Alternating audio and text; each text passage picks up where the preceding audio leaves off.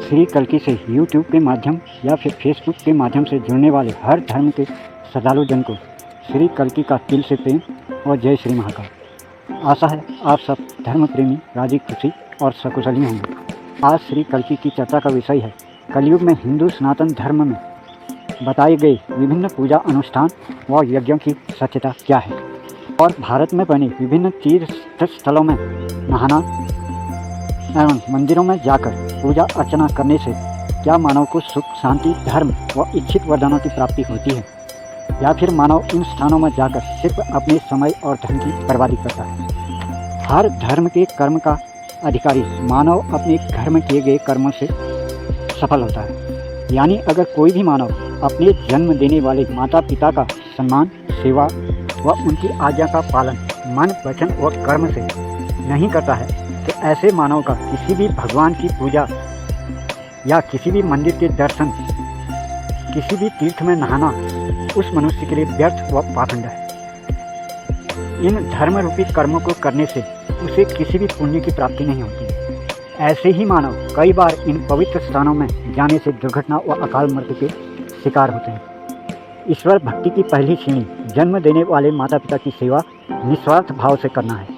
कलयुग में कई मानव ऐसे भी होते हैं जो माता पिता की धन संपत्ति के लोभ या उनको मिलने वाली पेंशन इत्यादि के लोभ में उनकी सेवा करते हैं, पर उनकी इस सेवा का कोई भी पुण्य उन्हें नहीं मिलता है, क्योंकि इस सेवा में उनका स्वार्थ छिपा होता है जो सकाम कर्म बन जाता है। निष्काम कर्म और सेवा उन मानवों की कहलाती है जो खुद की कमाई और अर्जित धन से माता पिता की सेवा मन वचन और कर्म से करते हैं। यही पुण्य के भागी होते हैं और ऐसे मानवों के जीवन में स्वतः ही हर कर्म में रिद्धि सिद्धि बनी रहती है। ऐसे मानव के द्वारा किया गया कोई भी कर्म सीधे उस परम पिता परमेश्वर तक पहुंचता है और सफल तथा पूर्ण होता है। माता पिता को दिख देने वाले मानव का इस संसार में कोई धार्मिक कार्य या अनुष्ठान करना व्यर्थ ही जाता है, उसका उसे कोई पुण्य फल नहीं मिलता। ऐसे मानवों पर ही पाप कर्म के आचरण स्वतः प्रकट हो जाते हैं। ऐसे मनुष्य आचरणहीन जीवन बिताकर अंत में दुर्गति से मृत्यु को प्राप्त कर अनंत समय तक नरक लोक में जाकर 84 के फेरों में पड़कर विभिन्न कीड़े मकोड़े और कीट पतंगों की योनियों में जन्म लेते हैं। माता पिता को तिरस्कृत करने वाले मानव ही शराब मांस जुआ व्यभिचार व भ्रष्ट आचरण के अनुगामी बन जाते हैं। यही मानव सिर्फ मंदिरों में दर्शन करने को तीर्थों में नहाने को और भागवत कथा इत्यादि करने या सुनने को ही धर्म और पाप कर्मों से मुक्त हो जाना समझते हैं।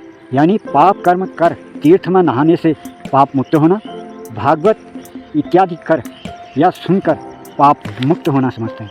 पर सत्य तो ये है कि किसी भी मानव का माता पिता की सेवा न कर तीर्थ में नहाना व्यर्थ है तथा किसी भी मानव का तीर्थ नहाकर फिर पाप कर्म करने से उसका तीर्थ नहाना भी व्यर्थ है।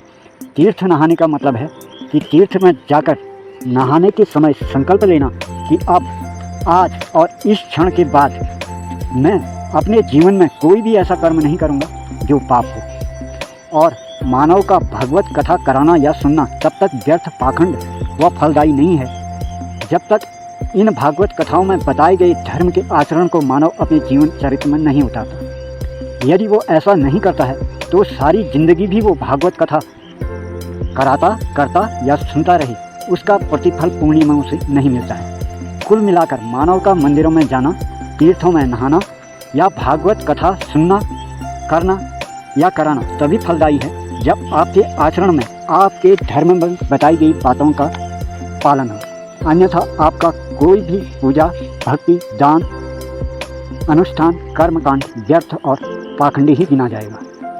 हरिओम तत्सत। जय भारत जय विश्व।